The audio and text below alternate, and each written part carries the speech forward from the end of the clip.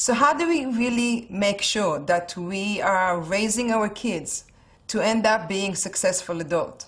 How do we make sure that what we do with our kids as parents is successful?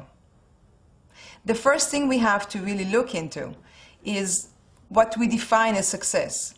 Some of us might say that success means to have good grades, to get into the best college, to be a good person. No matter what the goal and what our definition as being successful, we have to really look at how can we get there. In order for my child to achieve those goals, or for me to achieve those goals as parents, we have to assess what true success means.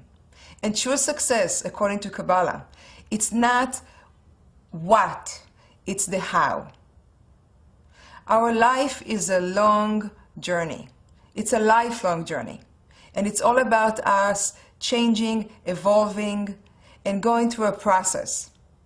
The way to reach change and evolution is to overcoming and facing our challenges. And in Kabbalah, we don't call challenges challenges, but we call them opportunities. And in order for us to really grow and do something meaningful in this life, we have to face challenges. The same thing is with our children.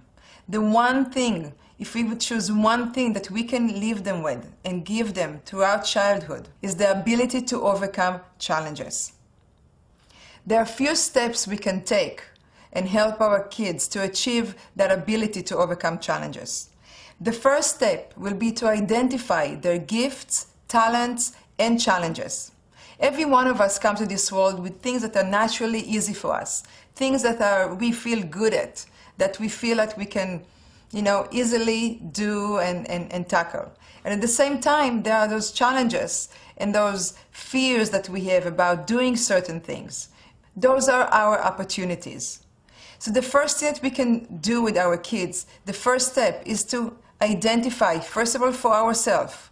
We need to learn to know our kids. Who is my child? What his talents, what's his challenges? We need to be honest and we need to be open. And we need to really objectively look at my child and realize what's easy for him, what's not. And as soon as I am clear about that, I can then approach my child and gently talk to him about, I see that this is a little bit challenge for you. It is a little bit difficult for you to do. Let's find ways to overcome it. Let's find a way to face it, and despite the challenge, despite the difficulty, to be able to manage and do and overcome it. By identifying my child's challenge, I can actually be more sensitive to where he's making an effort and where he's not. For example, if my child is good in math and he gets A in every test, he didn't even have to study, I can praise him for that. I can say that was great, good job. But if he's having a difficulty in another subject, let's say social studies, and he's failing that test, if he's going to make the effort and go from F to C in the next test, this is worth praising more than the A of math. And it's important to remember that, because sometimes it's very easy for us to praise our kids for things that are good, because the end result was good. But we have to really praise our kids for the effort that they put in, for the process that they're going through.